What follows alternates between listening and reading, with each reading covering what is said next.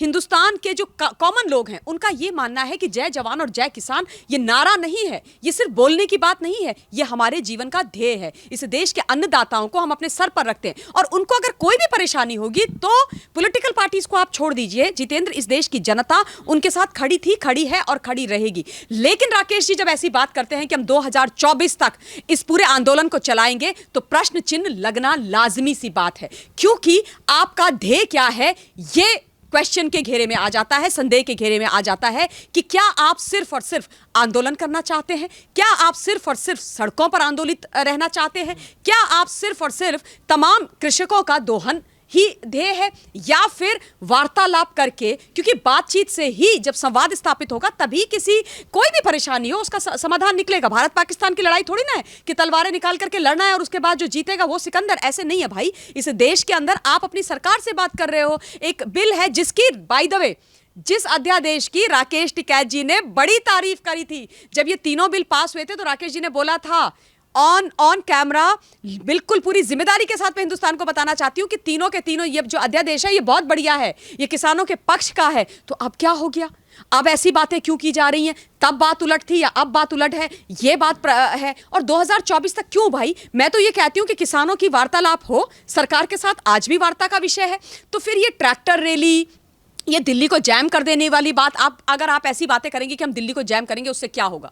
दिल्ली में कौन रहता है? दिल्ली में क्या सिर्फ नेता लोग रहते हैं? दिल्ली में क्या सिर्फ पॉलिटिकल पार्टीज के रिप्रेजेंटेटिव रहते हैं? नहीं ना, दिल्ली में हिंदुस्तान के विभिन्न राज्यों से, छोटे छोटे शहरों से, कस्बों से, गांव से लोग अपनी आजीविका कमाने के लिए रहते हैं। दिल्ली से देश की राजधानी है, हमारा दिल है, हम सबका घर है। तो दिल्ली को अगर आप बंद करते हो, दिल्ली को अस्त व्यस्त करते हो, दिल्ली को त्रस्त करते हो, तो नुकसान किसका है? कुठाराघात किस पर है? आम जनता पर है। तो फिर विषय क्या है? आम जनता को तंग करना या सरकार के आगे अपनी बात मनवाना? जहां तक सरकार का सवाल है, देखिए, मैं हमेशा जब से मैंने ये विषय देखा, मेरे को ये लगा कि किसान के मन में अगर किसी भी प्रकार की कोई संशय है, कोई भी शंका है, तो उस संशय का, उस शंका का समाधान सरकार ने करना चाहिए। और मैं भी देख रही थी कि देखते हैं सरकार क्या करती है। बिल मैंने पढ़ा है, पूरा बिल पढ़ा है, तीनों बिल पढ़े हैं, बहुत बढ़िया बिल है, उसमें कोई किसी भी प्रकार की किसानों के विरोध में कोई बात नहीं की गई है। लेकिन मुझे ये लगता है कि अगर कोई संशय उनके मन में है तो उसका समाधान होना चाहिए। अब इस देश में एक आंकड़ा है, फैक्ट्स हैं कि इस देश के अंदर 15 करोड़ किसान है, जितेंद्र, जो डेली बेसिस पर किसानी करते हैं। 15 करोड़ किसान है। 15 करोड़ किसान में से 95% जो किसान है वो इन तीनों बिल के पक्ष में है, सरकार के साथ खड़ा है। और वो क्या कह रहे हैं 95% किसान? वो कह रहे हैं कि हमें ये बिल चाहिए क्योंकि हम अपनी दशा और दिशा दोनों सुधारना चाहते हैं। हम चाहते हैं कि जो हमारा इतने सालों से दोहन हुआ है वो बंद हो और हमारा भी जीवन का स्तर ऊपर बढ़े। अब 5% किसान जो है वो उद्वेलित है, उसको भ्रमित किया गया है। तो मैं क्या कहती हूं, अब आप ये सोचिए कि सरकार की क्या जिम्मेदारी होनी चाहिए कि क्या उनको 95% की बात नहीं सुननी चाहिए? बिल्कुल नहीं, उनको 95% की बात भी सुननी है, लेकिन उनको जो 5% जिसके मन में कोई शंका है उसका भी समाधान करना है और उनको भी अपने साथ लेकर के चलना है। और सरकार वो करने को तैयार है। सरकार बहुत बार की वार्तालाप कर चुकी है ना, बार बार उनको बुला करके बात हो रही है। अब ये प्लकार्ड उठा के यस और नो नहीं होगा। जो किसानों के नेता है मैम, वो जिस तरीके की शब्दावली इस्तेमाल कर रहे हैं, उनका कहना है कैसे नहीं लेगी वापस सरकार? हम दिल्ली को जाम कर देंगे, ऐसी व्यवस्था बना देंगे जैसे तब होती है जब आर्मी मुसीबत में होती है और हवाई जहाज लेके सामान को ले जाया जाता है, जहाज़ों को लेके। ऐसी व्यवस्था को हम दिल्ली में कायम कर देंगे। हम लाल किले का घेराव करेंगे, हम 26 जनवरी की परेड को नहीं होने देंगे, हम ट्रैक्टर यात्रा निकालेंगे। ये क्या हो रहा है? वही लोग पूछ रहे हैं क्या ये शाहीन बाग का ही पर्याय है? हाँ, शाहीन बाग का पर्याय तो है। देखिए, ऐसा है कि इसमें जो फॉरेन की फंडिंग आई है वो आई है कनाडा और यूके से, और वो जो फंडिंग्स आई हैं बाय द वे वो 5-6 ऐसी कंपनियां हैं जिनमें एक व्यक्ति कॉमन है और उसका नाम है दिलजीत दोसांझ। हिंदुस्तान चेक कीजिएगा आप, ये फंडिंग आई है और उस फंडिंग का इस्तेमाल यहां पर किया जा रहा है बिल्कुल शाहीन बाग की तर्ज पर। एग्जैक्टली मॉडल 2 है, वही मॉडस ऑपरेंडी है, वही थॉट प्रोसेस है और बहुत समय से ये प्लानिंग है। ये ऐसा नहीं है कि अचानक से हो गया, ना ना ना ना, ऐसी कोई बात नहीं है। बकायदा प्लान किया गया और जब देखो तब दिल्ली को जैम करने का, उसको बर्बाद करने का, उसको खराब करने का ये जो पॉलिटिकल पार्टीज हैं वो कार्यक्रम तैयार करते हैं क्योंकि इनकी राजनीति हो गई है खत्म। अब जहां तक ट्रैक्टर रैली का सवाल है, आप मुझे ये बताइए कि कल भी एक राकेश टिकैत जी के नेतृत्व में एक ट्रैक्टर, उन्होंने बोला कि हमने रैली निकाली है, ये हम प्रैक्टिस कर रहे हैं, है ना? हाँ, ट्रेलर है, प्रैक्टिस कर रहे हैं।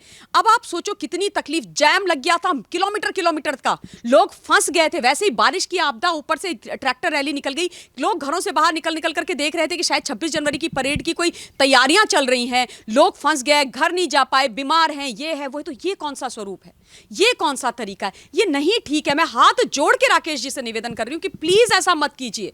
नहीं, आम जनता आप लोगों के साथ है, और जहां तक सरकार से वार्तालाप का विषय है, सरकार से वार्ता कीजिए, हम इस बात में आपके साथ हैं। और सरकार कह रही है, सरकार ने देखो ये बोला है, एमएसपी की प्रॉब्लम थी ना, कि एमएसपी को हम जो आप बोलोगे वैसे करने को तैयार है, लिखित में देने को तैयार है, जैसे आप बोलोगे वैसे करेंगे। बाहर की जो प्राइवेट मंडियां हैं उनको टैक्स करना है, वो टैक्स हो जाएंगी। अब सबसे बड़ा इशू ये था कि भाई लीगल अगर कोई प्रॉब्लम होती है, मेरे को भी जो लगता है करेक्ट है, तो एसडीएम कोर्ट तक ही क्यों जाएं? क्योंकि देखिए अगर एक ही कोर्ट तक जाते हैं तो कई परेशानियां हमारे अन्नदाताओं को हो सकती है, जितेंद्र, है ना। वो एसडीएम भ्रष्टाचारी निकले, उसका टीम, कुछ भी हो सकता है। तो अब सरकार ने बोला है कि हाँ, सिविल कोर्ट जाइए, और सिविल कोर्ट से भी ज्यादा फास्ट ट्रैक कोर्ट कीजिए। किसानों और सरकार के बीच में रोड़ा कौन बना है?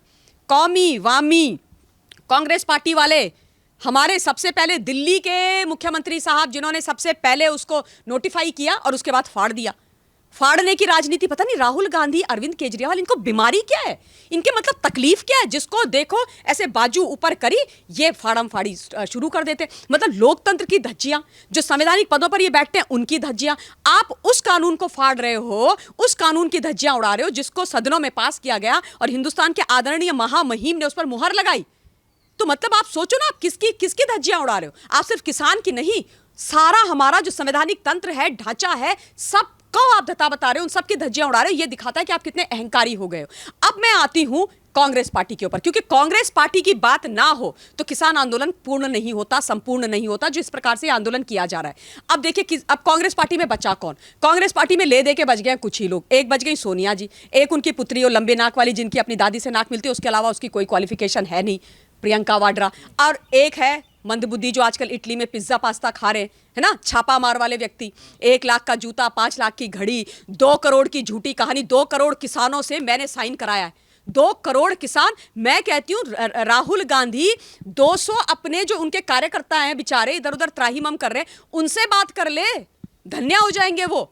तो आदमी जो मतलब 220 लोगों से बात नहीं कर सकता, वो 2 करोड़ के साइन करा के लेके आएगा, और उसके बाद यहां पर किसानों के बारे में, किसानों को झूठ बोल के भ्रमित करके निकल लिए, बढ़िया इटली। एनीवेज, उसके बाद सबसे बड़ी बात, इनके घर में किसान, सबसे बेचारा गरीब किसान जो टाई पहनता है, मसल्स बनाता है, करोड़ों की तो बाइक बुलेट में घूमता है, रॉबर्ट वाड्रा। पीतल भांडे की दुकान थी जिसकी, वो किसान बन गया पीतल भांडे की दुकान छोड़ के, और अब वो कह रहा है कि मैं तो किसान हूं, इतना गरीब हूं कि उद्योगपति हूं। आजकल उसके ऊपर इंक्वायरी बैठी हुई है। तो ऐसे ये किसान परिवार के लोग, जिन्होंने इस देश के अंदर सबसे ज्यादा, नेहरू और गांधी डायनेस्टी को आप देखो, सबसे ज्यादा समय उनके परिवार से प्रधानमंत्री इस देश में रहे। तब क्या आपको किसानों की चिंता नहीं हुई? तब आपने किसानों के बारे में नहीं सोचा? तब आपको किसान की चिंता नहीं थी? आपके कार्यकाल में सबसे ज्यादा आत्महत्याएं किसानों ने करी, तब आपको किसानों की याद नहीं आई। आज आप घड़ियाली आंसू बहा रहे हो, और घड़ियाली आंसू भी पूरी तरीके से नहीं बहाते हो, ग्लिसरीन लगा के जाते हो, उनके बीच में बैठते हो 10, 15, 20 मिनट, और अपने सरकारी बंगलों में चले जाते हो, जो हम टैक्स पेयर के पैसों से इनको मिला हुआ है। भैया कहाँ है मैडम प्रियंका, कहाँ है? क्यों नहीं चली जाती अपनी बढ़िया सूती वाली जो बढ़िया बढ़िया साड़ियां वो निकालती हैं चुनाव के समय पर, उनको पहन करके बैठो ना वहां पर। तब मैं इनको मानूं कि आज 45-46 दिन हो गए लगातार आप वहां पर जाकर के बैठिए, धूप बारिश इतनी हो रही है, वहां पर जाकर आप बैठिए। अरविंद केजरीवाल वहां पर जाकर के बैठे, केले की राजनीति जो करते हैं, जिन्होंने अपने एक पूरी रैली में 2015 में गजेंद्र सिंह नामक बेचारे किसान को शूली पे लटकवा के मरवा दिया था। ये इतने झूठे मक्कार लोग हैं, इनके कहने पर इतना मतलब जो किसान भ्रमित हो रखा है, उद्वेलित है, उनको सबसे पहले इनको निकाल करके बाहर कर देना चाहिए। अब तमाम जो परेशानियां थी वो तो सारी सॉल्व हो गई हैं, रिजॉल्व हो गई हैं। ये जो किसान आंदोलन था वो शुरू हुआ था एमएसपी से। अब ये बिल वापस लेने की कौन सी बात है? और फिर मैं दोबारा वही दोहराऊंगी कि अगर 95% किसान चाहता है कि ये बिल रहे, तो क्या उस किसान की बात नहीं सुनी जानी चाहिए? क्या उस किसान का सम्मान नहीं किया जाना चाहिए? क्या वो किसान अन्नदाता नहीं है? क्या उस किसान ने परेशानियां नहीं झेली है? क्या उन किसान परिवारों से किसी ने आत्महत्या नहीं करी है? 70 सालों में इस देश के अंदर करी है ना। तो फिर 95% की अवहेलना कैसे सरकार कर सकती है? और अगर सरकार ऐसा करेगी तो मैं सरकार से बोलूंगी कि आप ऐसा नहीं कर सकते। बिल्कुल नहीं कर सकते। 95% की बात आपको सुननी पड़ेगी।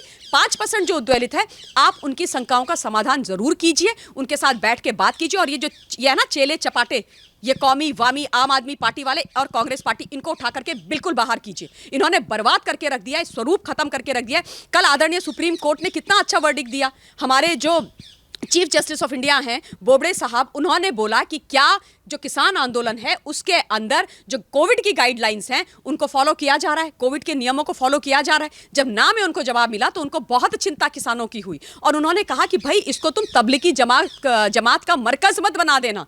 याद है ना आप सबको हिंदुस्तान तबलीगी जमात में क्या हुआ था, मतलब खुद भी मरे, ह्यूमन बॉम्ब बन करके गए, पूरे देश में फैले।